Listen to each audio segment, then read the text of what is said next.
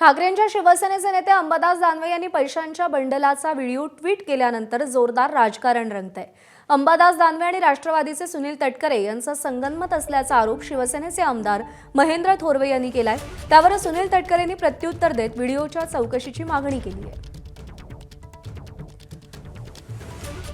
राष्ट्रसंत व्यक्तीच्या बाबतीमध्ये असे बेछूट आरोप करले जातात आणि त्यांना कोणीतरी सुनील तटकरे नावाचा खलनायक काय करत असेल तर त्याची केंद्र तपास यंत्रणेची मदत घेतली पाहिजे मुख्यमंत्र्यांनी।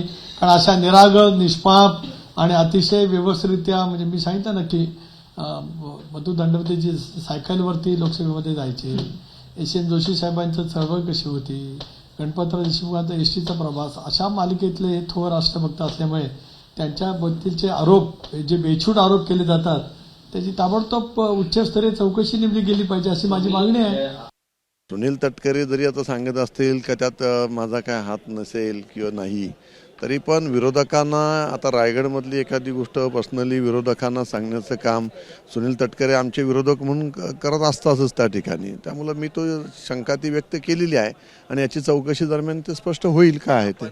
नाही बघा की हे सगळ्या गोष्टी आम्हाला आमदारांना बदनाम करण्याचं काम सत्तेमध्ये राहून सुद्धा सहकारी पक्ष असणाऱ्या राष्ट्रवादीच्या माध्यमातून हे वेळोवेळी होत असतं आणि म्हणून आम्ही ती भूमिका त्या ठिकाणी काल स्पष्ट केलेली आहे की हे जे काही विरोधकांना खतपाणी देण्याचं काम होत असतं हे रायगडमधून सुनील तटकरेंच्या माध्यमातून सातत्याने होत आहे। तटकरे साहेब असतील किंवा ते महेंद्र दळवी असेल, याच्याविषयी शंका घेण्याचं काही कारण नाही। सगळेच देशभक्त आहोत, आपण राष्ट्रभक्त आहोत।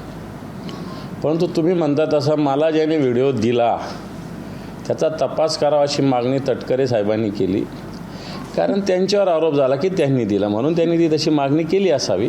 कबड्डी संघटनेचे ते प्रमुख आहेत, मीही त्या संघटनेत आहे आणि म्हणून भेटगाठ होत असते। परंतु राजकीय तटकरे साहेबांशी माझं कधीच कोणत्या विषयावर चर्चा झाली नाही, हे सत्य आहे।